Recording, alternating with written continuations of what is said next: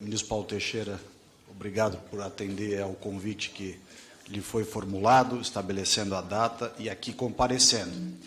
Em franco contraste, é preciso dizer, com a atitude do seu colega Rui Costa, que adotou todos os expedientes possíveis para aqui não comparecer, obrigando a comissão a convocá-lo e, mesmo quando convocado, utilizou o peso do governo para revogar a sua convocação através de um requerimento apresentado pela bancada do PT e forçou os partidos que negociam para fazer parte do governo a retirar seus membros aqui da comissão e dar maioria ao governo. Eu não acredito que o governador Rui Costa, conhecendo ele como eu bem conheço, sabendo que ele é uma pessoa de bem, ele acobertaria qualquer crime. O senhor mesmo disse que a própria Polícia Federal, sob a direção do seu governo, entendeu que não era da sua competência e mandou para o governo do Estado e para a esfera estadual a sua apuração. O problema que eu quero dizer é o seguinte: nós vivemos um tema de guerra federativa. Desculpe, no governo. Mandou para o governo estadual, andou muito na federal, até que mandou. Mandou para o estadual e morreu a investigação. Mas posso falar uma coisa para o senhor? Não.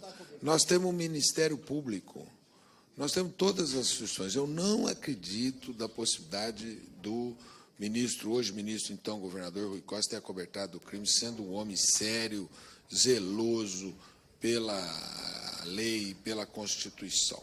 Mas eu quero dizer uma coisa, deputado Ricardo Salles. O governo que o senhor participou estabeleceu um conflito federativo que nunca aconteceu na história do Brasil. Um conflito federativo, e mandar uma força nacional sem a concordância do governador é de uma violência. Até porque, se tem algum governador que, porventura, não cumpra a lei, você tem mecanismos congressuais de poder resolver esse problema, de afastar o governador. Então, eu não acredito que o governador Rui Costa tenha se omitido nesse processo, tenha protegido qualquer tipo de ilegalidade, mas o que aconteceu naquele episódio da Bahia foi uma tentativa de interferência do governo federal no governo estadual para uma ação que poderia, num diálogo com o governo estadual, se conseguir.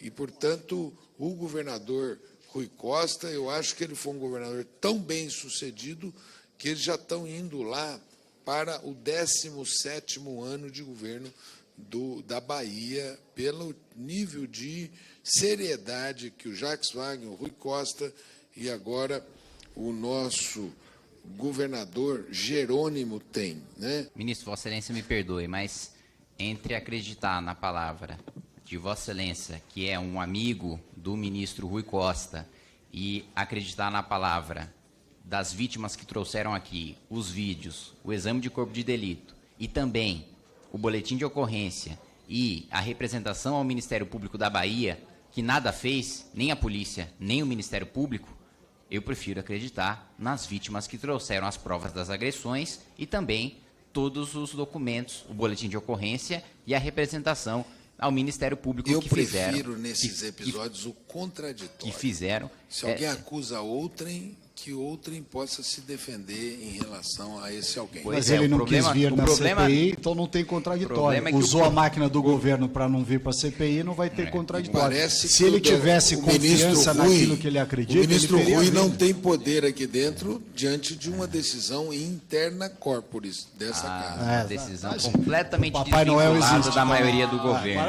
Ministro, usou a máquina estatal para demover os partidos a tirar os deputados contra o governo aqui dessa comissão, fez um requerimento através do Newton Tato. Relator. Só um minuto. Fez atender o pedido do Newton Tato para que ele anulasse a sua convocação, isso sem falar na infinidade, eu não vou dizer quem são, porque seria descortesia da minha parte, mas pessoas do governo e da base do governo na Câmara que pediram, pelo amor de Deus, para ele não vir aqui, a qualquer pretexto, retirar a convocação do Rui Costa.